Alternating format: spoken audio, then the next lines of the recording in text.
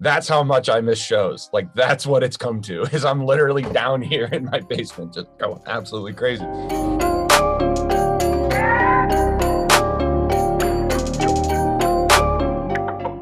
Hi, my name is Ali, and I'm joined by Beartooth Caleb Shomo for the latest in NME's In Conversation series. Right Hey, man, on. how you doing today? Good, just hanging out. Sunny day, so can't complain. How you holding up? Yeah, every day seems a little bit brighter, which is nice. I like that. That sounds very poetic. So yeah, I mean, let's dive in. Below album four, like, how would you say this was kind of different to kind of your other Beartooth records? You know, this is the first time where I deliberately changed kind of like the tones of the album, like the guitar tones, which are always a really important thing to a Beartooth record. The guitar tones are way different. The tunings are a lot different. Just the the sonic styling, I just wanted to change up a little bit and make it a little bit more intense, a little more of a heavy listen. And yeah, that was the goal, and hopefully what I achieved. I mean, why do you kind of want to take it sort of a bit heavier, a bit sort of gnarlier? Um, because I just feel like this would be the classic moment that you would think we would probably make a really radio friendly album and like try and go a little more mainstream. And I just said, I think it'd just be a lot more fun to make a super heavy record instead. And I don't know, we're locked down. I got nothing else going on. I was like, I'm just gonna do whatever I want, and if it works, it works. If it doesn't, I'll scrap it. But worked out, and I'm super extremely happy with it. So yeah, I just why not? Amazing. I mean, was there a moment where you considered sort of going more radio friendly? I mean, is there a hard drive somewhere of like super happy Beartooth songs? Um, Not really. I mean, I definitely tried to write a few more kind of like choruses at the beginning of my writing and just gave it a whirl, and I just didn't like any of it at all. So I just scrapped all of it, and it was just like, I'm just gonna write heavy riffs, and if choruses happen, cool, and just kind of work from there. So, am I right in saying the whole album was written, performed, produced, engineered, mixed, and mastered by you? Yes, sir. That is a fact. Amazing. I mean, I take it you kind of knew exactly what you wanted kind of from this record then. Yeah, it took shape over the course of quite a long time. It started musically on the road, which was this is the first time that I ever did any music writing on the road. On tour, it was always just leave that for focus on touring. At home, I focus on writing. And I brought out a little studio and loved it. Absolutely fell in love with it. So I think, the music was really kind of written with like a live show in mind. And then, obviously lockdown, the whole world shuts down, all that happens. And then all the lyrics came from that. So like kind of gives a little contrast, but the writing experience was very interesting. And also, doing it myself, I just really enjoy it. At least for Beartooth albums, I feel like it gives me a whole lot of freedom and creativity. I don't have like other, producers telling me I need to do this or try this and whatnot, which can be a good thing and a bad thing. But I think for this record, it really worked. And, being forced to, in a way, do it all by myself because of isolation. Once I got deep in enough, I was like, I really like how it sounds. I put a lot of time in mastering it. I'm happy with all these songs. And then, the label was down, the rest of the band was down, and there we have it. I mean, there must be sort of a degree of confidence to kind of go, I can do it on myself. I don't need to kind of rely on anyone else to kind of polish it up or kind of edit my ideas. Yeah. I've been doing this for a long time, making songs, by myself. And I've been producing, other bands and a mix engineer and all that for a really long time as well. Since I was about 15 years old is when I really started. I'm 28 now, so that's what, 13 years. Yeah, so like, I've put in the work. I put in a whole lot of time, and it's still nerve-wracking. I mean, it always will be. But you just kind of got to throw caution to the wind and give it a whirl and see what you get. And if it sucked, then I would go work with a producer, and the label would be like, this sucks, or the band would be like, this sucks. What, do something that's good, and I would. But just kind of happened to catch some lightning in a bottle on this album. Yeah, definitely. I mean, I've heard it, and I can safely say that it doesn't suck. So Made it perfect. Awesome. Well, thank you. I appreciate that. I mean, musically, what were you kind of pulling from? A lot of different things. A lot of thrash metal. Old Metallica and Slayer, stuff like that. A lot of kind of stoner metal and doom metal. Like, obviously, there's Sabbath, stuff like that, but more. I don't know. There was a bunch of kind of like Sleep and High on Fire and stuff like that. A lot of the influence, honestly, was from our guitar player Zach. When he joined the band for our last album, he just kind of like showed me this whole world of all this like different kinds of metal I've never really listened to, and that was a big part of the inspiration. We would after every show, we would just go in the back lounge of our bus, turn the lights off, and just listen to metal. And like that was our nightly routine. And that had a huge influence as well, considering I was writing on the road. It just kind of was like direct correlation between intense live show, listening to various types of metal in the back lounge, and then waking up in the morning and going and writing. So yeah, this is just quite literally depicting what I was going through mentally during the pandemic, during the year 2020. This is really a time capsule of 2020. That's the whole point. So like I said, majority of the music was written on the road between January and March, and then all the lyrics were written between March and November of 2020. So it was just capturing the mentality, and like just honestly like all the pain I was going through, and just the confusion and the anger, and when like darkness becomes hatred at your environment, and like you feel so trapped and confused and mad at the world and mad at how things are being handled. And it's really not a positive album, honestly. It's not a hopeful record, but it's an honest one. And what I was trying to kind of depict with the lyrics was, like I said, the whole time capsule thing, where it's like you listen to it, and what I'm hoping other people get out of it is they hear it and they're like, oh, somebody else felt that way too. Not like, oh God, what the hell's wrong with this guy? Like, I was just saying the things that were real to me, and like the honest stuff I was going through. And I know it was really difficult for a lot of people. So I'm hoping that's the way people take it, is more of a like in solidarity with each other, and kind of like, we all went through this together, but now that's gone, and let's move on. Yeah, because I think the thing is, like, as much of a struggle as that time was, like for a lot of people, it wasn't like people who were already feeling like that. Isolation just kind of magnified it. Mm-hmm. Absolutely. I mean, the world is a wild place, and there's a lot of evil in it, and a lot of dark stuff going on. And it's just really hard mentally on everybody, I think, in various ways, however that may affect you. But hopefully, yeah, we can start moving in the right direction. Yeah, because I know at one point I think you're worried that this record was kind of too dark lyrically. Yeah, for sure. I mean, there were times, I mean, still when I listen to certain songs, I'm like, good Lord, like this is outrageous. Like, I can't believe you were thinking that, let alone said it. But that would, if I would have dialed it back and sugarcoated it, then it wouldn't be a real Beartooth record. Like I've said from the beginning, and why I started this project at all, is it's a way for me to just kind of unload emotionally. And I didn't start it with the intent of it becoming a really big thing. It was really just a personal thing. So if I take that aspect out of it, I'm not really making a Beartooth record. I'm just trying to make a rock record or a metal record to make money and to get people to like it. And, which is all well and good if that's what you want to do. But for this project, I just kind of really drew that line in the sand. And so, yeah, if I just try and really force myself to never water anything down lyrically. Talk to me about the track Skin. Like where did that one come from?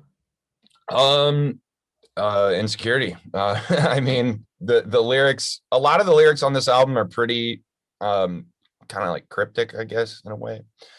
But some of them are incredibly straightforward. And this song is one of those songs that's incredibly straightforward. I don't want to get too deep into it because I think that kind of takes some of the magic out of it for people, to like, you know, at least when I was growing up, and listening to records and not really having the internet be as prominent as it is now, and like such easy access to interviews and things. When people like, explain exactly what a song means, to me, I would listen to a song and it would just be like, whatever it meant to me meant that much to me. It was like that my song, it really important to me. But the general, basis, obviously, if you just read the lyrics or listen to it, I mean, it's just about being insecure with yourself. And, in lockdown, I think, again, that really came apparent. You don't have to get out of bed in the morning for anything. You don't have to stay in shape. You don't have to like, you can be as gross or as unhealthy as you want and nobody knows, nobody cares.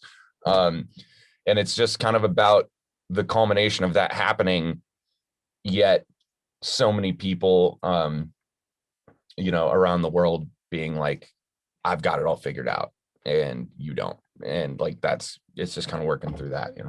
Yeah, I think it's kind of nice that a track like that is kind of like, an anthem for kind of people who do, all the people that do feel like they don't have it figured out can kind of listen to that track and be like, oh, at least it's not just me.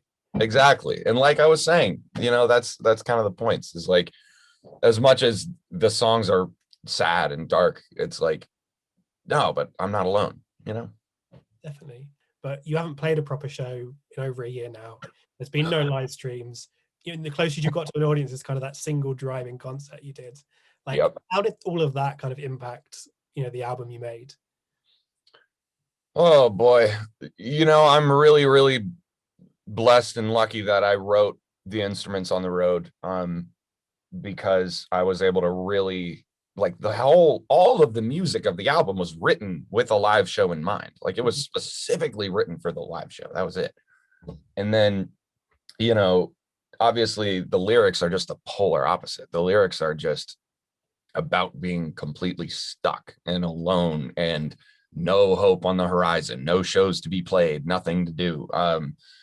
And it's pretty wild. But I think it just made for a really one of a kind record that I could never replicate again. Like, it is such a just timestamp, and there's no other way that this record would have happened the way it would have besides COVID happening. Do I wish COVID didn't happen and I had a slightly different lyrical album? 100%. But like, we'll take the bad and find any good in it we can. And it did make for a really interesting one of a kind record. I think kind of from the very first track kind of Beartooth put out, you've been kind of fearless in kind of tackling kind of, your turbulent mental health and talking about it really openly. Do you Mhm. kind of ever feel that you have to talk about it because it's what people expect from you? Oh, it got to a point where I started getting incredibly uncomfortable with it. And honestly, I mean, there was a point where I kind of had to shut it off, and like, I don't know. It was after the first record. I mean, it was during it was the writing of Aggressive and the album cycle of Aggressive. I had a really hard time digging in as deep because I realized, I was like, oh, this is actually happening. Like, people are really listening to this and we're getting big tours and this might be a thing that goes somewhere. Are you sure you're ready to say what you want to say? Because, when I was making majority of the songs for the first record, it was quite literally just me alone. And I showed a couple of friends. Yeah. And that was it. And I was done, after my first band, my previous band, I was like, I'm done. I'm just going to be a songwriter and a producer. Maybe if I'm like dying, I'll get, our old booking agent to throw me on a tour for a couple weeks just to scratch the itch if I need to. And then obviously, look to now, it's like we've got some traction and we do pretty well. And there were definitely times, especially in the aggressive era, that it was really difficult for me. That was kind of a low point in a lot of ways. But now what I do is, I just go into a room and ignore the fact that I'm writing a song that anyone's going to hear. I still go into it with the exact same mentality I went into it with the first album of, this is purely for my ears only. This is for me to just let out emotionally whatever I need to let out. And I just have to think that way. Even though I know it's not true, that's how I treat it. And I think, as much as that can sound selfish, I think it's way better for our fan base. And I think they appreciate it more that I'm writing it in a completely with nobody else in mind, because I think that's how I get the most honest product, and how, our listeners get the most honest lyrics. Because if I was writing a record for them that was just like, yeah, go get them, sweet, life's great, like that's just not me. That's not how it's not Beartooth, at least. That's not what this project is. So I really just have to kind of push that to the wayside and go. But along those lines, I don't at all view myself as like any sort of person, like a person to be looked at on a pedestal of mental health at all. I'm an absolute train wreck. Like that's like, I'm not, I'm still figuring it out. You know what I mean? And I have a lot of work to go, but I am proud of myself through all of this stuff. I started, really taking therapy seriously and making a lot of changes in my life to try and just like, because of how dark it got during the lockdown. But I am not some person you should be looking up to. You know what I mean? All I want is for those who listen to the lyrics to just understand that someone else goes through that too. And if you just want to hear somebody else saying it, you can listen to our music and you get it. But yeah, it is an odd position to be in at times. But I don't know. I just kind of do what I do, and hopefully it makes me happy and it makes our listeners happy. Yeah, because I think a lot of bands who kind of, talk about that sort of stuff, there does come a point where people go, oh, I'm going through the same thing, give me the answers. And then the band, it feels like, tries to write sort of songs that are kind of like, do this or do that, or kind of have a more, I guess, preaching. It's like quite Mhm. but I think with your music, it's very, this is what I'm going through. It is what it is. 100%. It's just, here it is. This is me. Just no hiding. This is the reality. And how I actually made a conscious decision to not explain these songs in interviews anymore, because I just want people to interpret them the way they want to interpret them, and it mean as much to them as the songs mean to me. And also, I guess, if you've lived these songs, if you're performing them on stage every night, you then don't want to spend your time in interviews being like, oh, well, actually, this song was about this, and this. Like, there's only so much reliving that trauma you can kind of do, right? Yeah, to a point. I mean, when I'm on stage, it's still only a handful of songs are difficult for me to get through. Because once you do it so many times, it just kind of becomes muscle memory to a point. But yeah, it does get kind of old. There was, like with our first album, like our first ever song we released was I Have a Problem. And everybody was like, oh, he's an alcoholic. Like, that's what the song is about. Not what the song's about. The song was about like a 2-month period that I was really miserable and, using alcohol and like getting high as a crutch. And that I actually was miserable in my previous band and I need to get out of this band. And that's what the problem was. And so like, and I just had to every interview, you know what I mean? People are asking me about that. And I'm like, no, like, I'm sorry that, that's how you interpreted this, but like, that's not how it, and then by the end, I was just like, whatever, if that's what you guys think it's about, then that's what you think it's about. And good, like, great, enjoy it. If that helps you in any way, if it makes you mad in any way, like whatever. But so, yeah, I just kind of, I play it every night. I get what I need to get out of it, and if anybody else gets anything out of it, great. But yeah, it does get old in interviews, just having to explain the same extremely painful thing over and over and over. Yeah, because it's been what, like 8 years since kind of your first EP, I think. Yeah, man, yeah, 2013. I believe 2013 is when the EP came out. I think the first songs were released in 2012, end of 2012. Yeah. I mean, has this band kind of helped you? Man, that's a it's a thinking man's question. You know, it's just helped me learn that it is always better to be open and honest about what you're going through than to bottle it up, which is what I generally do as a person. And then I've been working really hard on not doing that anymore, and learning how to express things. But when you bottle it up, it just eats you alive from the inside out. And if you don't let things out, it gets really dark really fast. And I've learned that the hard way over and over and over again.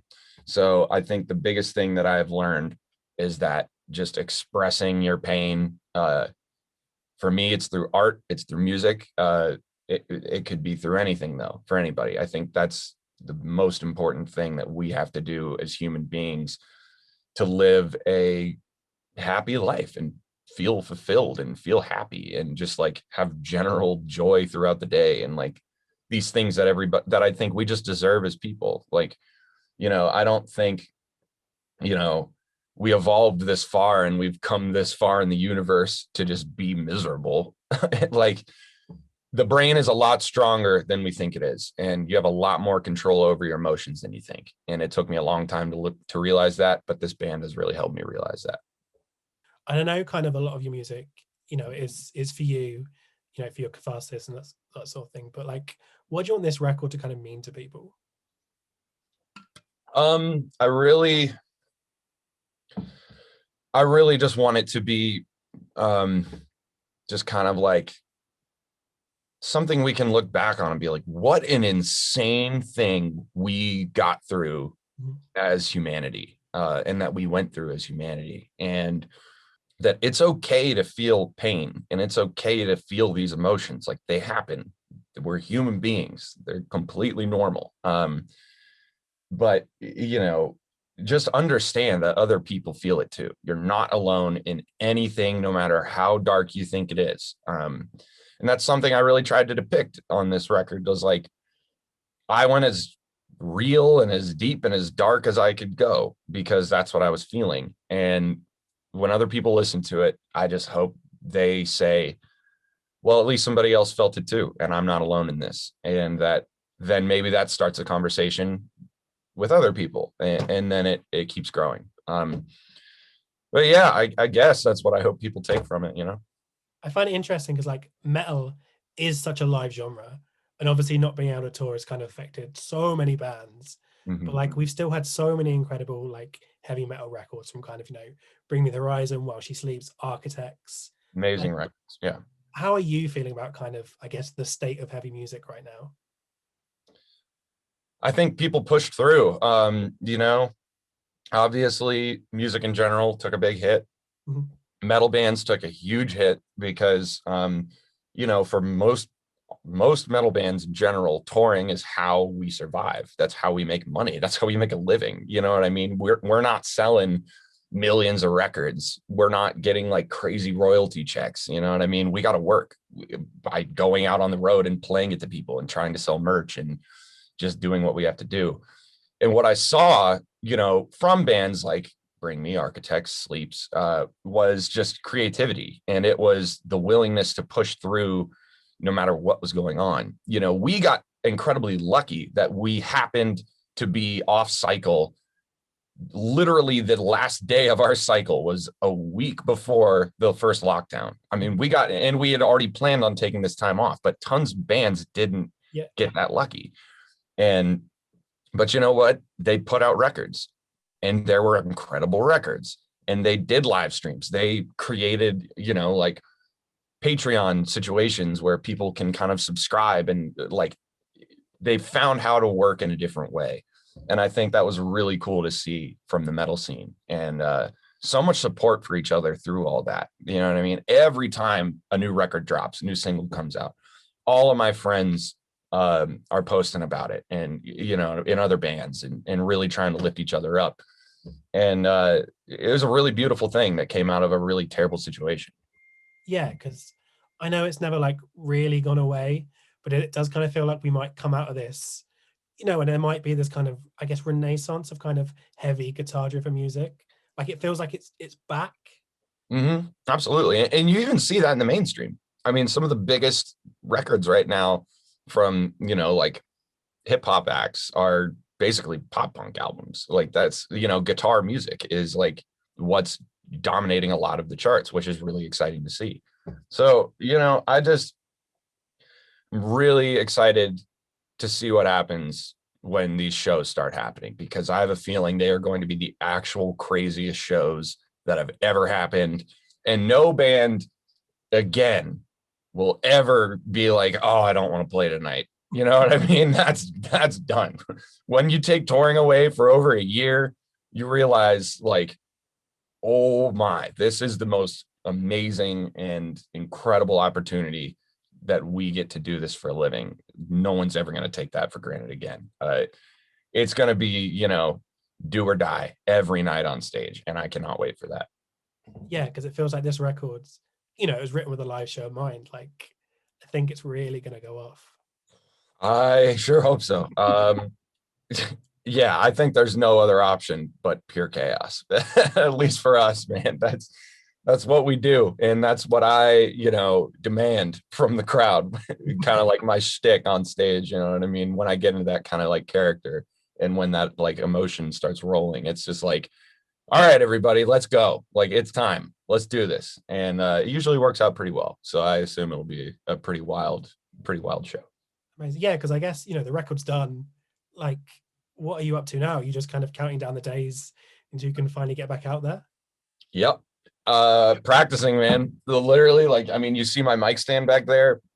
I every day. So my routine is I either wake up, play golf, or go to the gym. And then, you know, around like 7, 8 o'clock, I come down here. I turn the lights off. I crank up my speakers, put in ears, and run the show, and kind of like the new set that we've got put together that we've all been working on. And I'm just getting my body back in shape, getting my voice back in shape. And I just rock out like I'm 12 years old in my bedroom. You know what I mean? And that's how much I miss shows. Like that's what it's come to, is I'm literally down here in my basement, just going absolutely crazy. And like, yeah, that's what I've been doing. Just waiting. You know, we just announced that we have a US tour that starts in August, which is cool. You know, Soon? live show. Yeah, so relatively soon. You know, live shows are happening.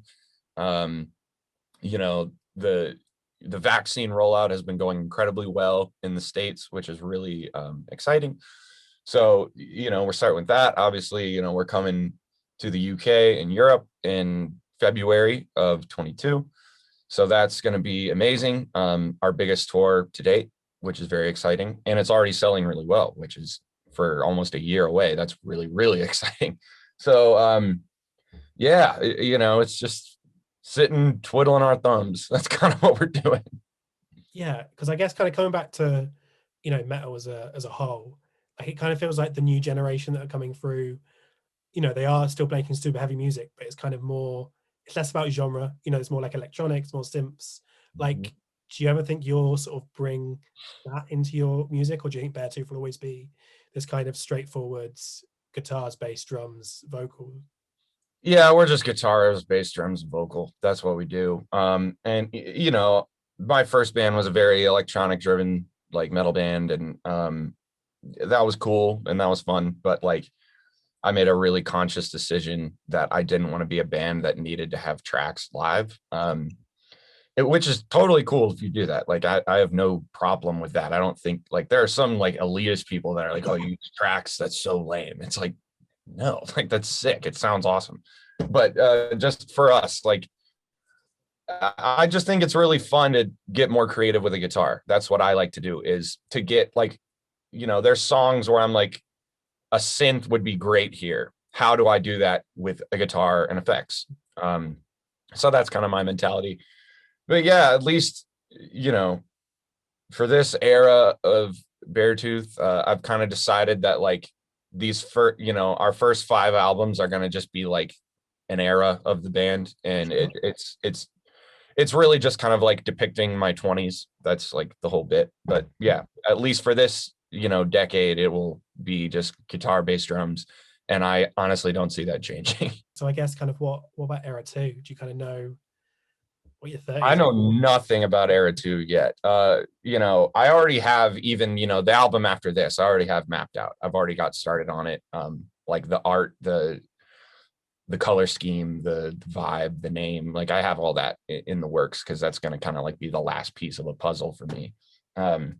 But I really don't know what's coming after that. Only time will tell, I guess. I mean, can you see yourself walking away from it, like 5 albums and done, or do you think it'll? I've thought about it. I've thought about it being a 5 albums and then maybe go on hiatus for a while and like explore some other things. But again, I don't think it's going to happen. I just have a feeling that like, I've fallen so in love with this, and we have such an amazing team, and I get to play every night with such incredible musicians, and it's just so amazing. I could never see myself walking away from it. I really hope this is one of those things that, when I'm 75 and can barely speak, we're just tuning our songs down, 5 steps just to force through it. But like, yeah, I just hope I want to go out like Lemmy, man. I want to go out rocking, just like never stop until I'm forced to. Well, I guess kind of the past year has kind of been a tiny glimpse of what life would be like, kind of if there were no shows. Yeah, not a fan at all. Huge, huge opponent of that. Yeah, not my thing. I would much rather rock. Okay, man. Well, I'll let you get on, but thank you so much for taking the time. Oh, thank you for having me. This is absolutely amazing. Yeah, Yeah, thanks for the chat. Really appreciate it. you're very welcome. Enjoy getting back on the road, and I guess I'll see you over here in February. Absolutely. See you then. Look after yourself, man. Thank you very much. Thanks. You too. See ya.